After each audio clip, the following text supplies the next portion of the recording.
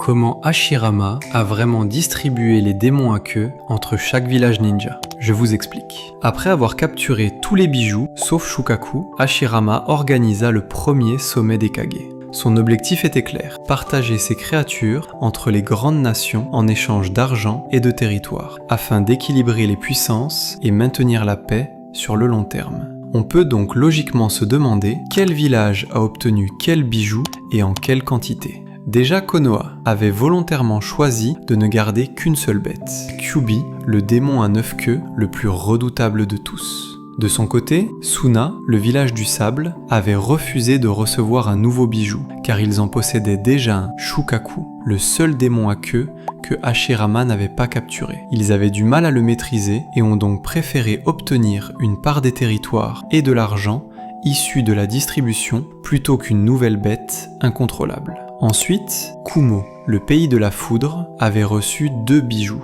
Hashibi ou Gyuki, le démon à 8 queues, ainsi que Nibi ou Matatabi, le démon à 2 queues.